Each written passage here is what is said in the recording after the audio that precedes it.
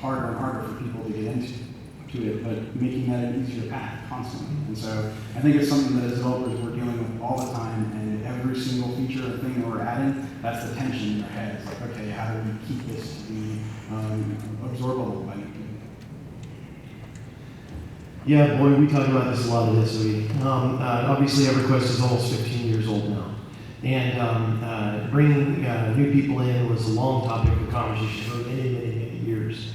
What it really boils down to is MMOs have one thing in common with a lot of other games. You get one shot. You basically need to come out of the gate strong, and it needs to be a great product. Because if you get critical mass, your fortune is made.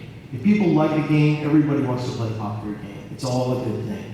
But if you make a game that's a certain size, well, that's probably all the size you're going to get. There's really only one aberrational example, and it's an aberration in almost every conversation about MMOs, and that's ETH. And one of the reasons why, in my opinion, why ETH was so successful in being able to garner more and more people in, besides the fact that everybody multi-boxes in that game. There's actually only one player. One of the reasons why they've been successful is that they didn't try to make the game easier. What they did was they burrowed into what those particular players wanted, and they made it such a flavor that you couldn't get anywhere else, that anybody that wanted to play that particular flavor had to flock to it. And I think that's a key that a lot of MMOs can learn from. Yeah, I think you need to balance retention, keeping players, and acquisition, bringing in new ones. And you have to err on the side of retention. You have to err on the side of things that bring in players. Not every game is actually spiked and dropped and plummeted. The counterexamples, NFT Online actually resurged themselves up to a couple 100,000 subs like that after dropping, and then ended up dropping again. UO spiked up to 100 and Paul probably knows numbers better than me, something like 250. Well, at first they went to like 150, 180, then they dropped because the world was like a cesspool, and you go in, everybody's got like naughty names and is backstabbing you and doing amusing things to your corpse. And then folks like Paul went in and cleaned up Dodge, and then it bounced up from it dropped to about 100K subs up to 250K subs, something along those lines. And everybody stood in line to take credit for it in places. These games have these cycles, and we don't broadcast the numbers a ton, but there's charts out there where you can go dig up. In other markets, Lineage, what it did, it started off small, and then it did an expansion pack, and the numbers shot up, and they did another expansion, numbers shot up, 3 expansions. The reason why is because there's a game room society put a poster up saying, we've got this awesome new addition to the game, this awesome new patch, and so it lure people in. So it's cheap to advertise. So the thing that they were doing for retention, adding new content, would bring in new users. Contrast this to Guild Wars 2, what they're doing right now.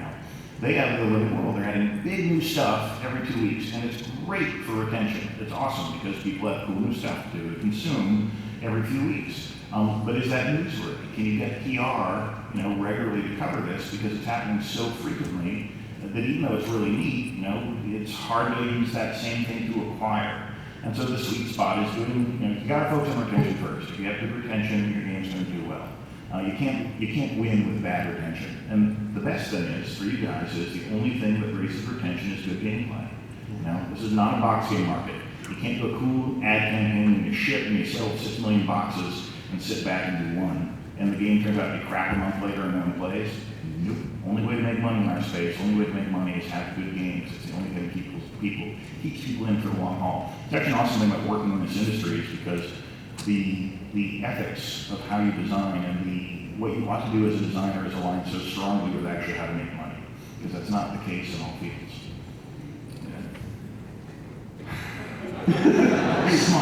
So I think there's 2 me's that we could talk about this. There's the live version of me, and then there's the development version of me. Mm-hmm. And the development version of me is who's here today. And so, what I can tell you is that there's got to be a mark in your game where it opens up and there's something new to do, right? Because what that does is there's like, oh, you have to get to this point because once you get here, this is what you want to do.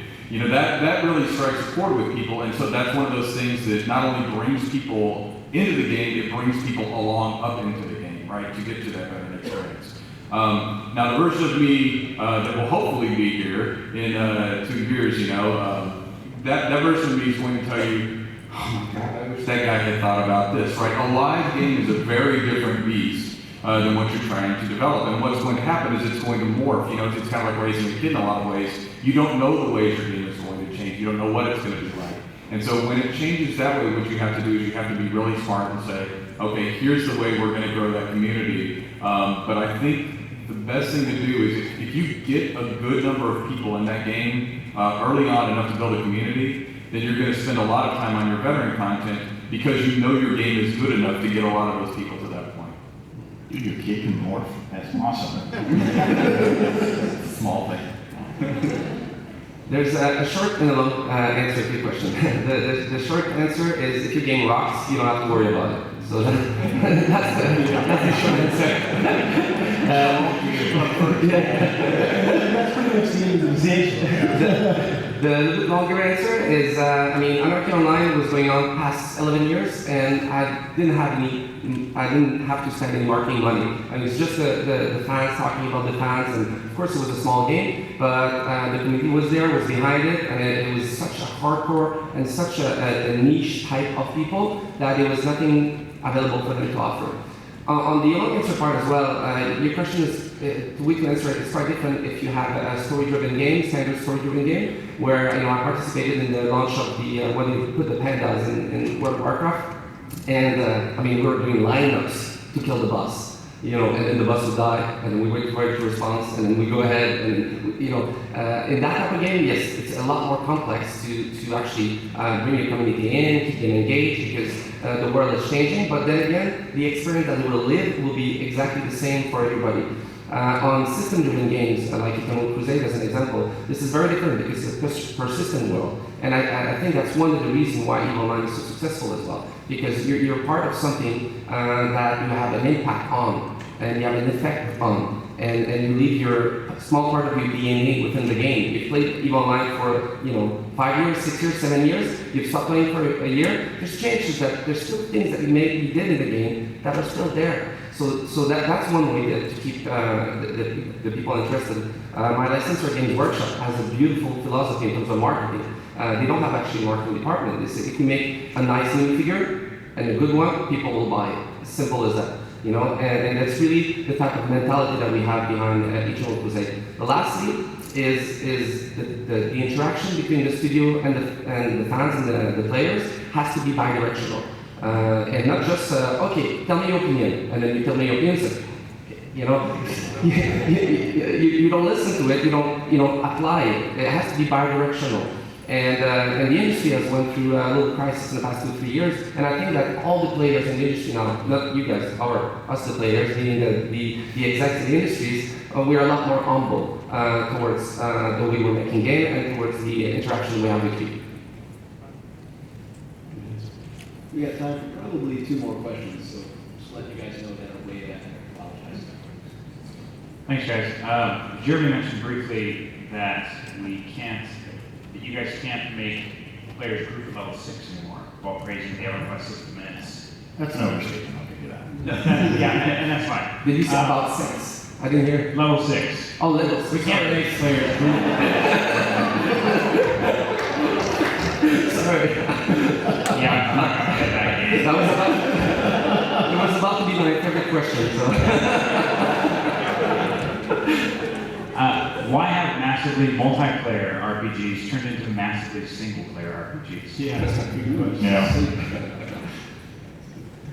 Who do we name up with? I think it's Miguel. This is a very good question. I've been a player all my life, but I'm actually I've been a long-time businessman, but I'm only 7 years in the industry as an exec. And the first time that I saw in the type of player categories for MMO for online games that we have anti-social MMO player. I was like, what? I mean, MMO is about the interaction, and maybe it's a little bit of the player's fault, a lot of the studio fault, where we started to allow player to have a single player experience in an MMO. We allow that. And we allow that, why? Because we're being told by the people financing these games that we need to reach as many people as possible. This game needs to be massive, it needs to be even not just a hardcore player, but even a casual player as well needs to be able to play the game. And a lot of them, again, are more antisocial, they don't want to interact too much, so we give them a kind of single player experience within the game. And I think this is wrong. Trying to be everything is wrong. I mean, our game, we're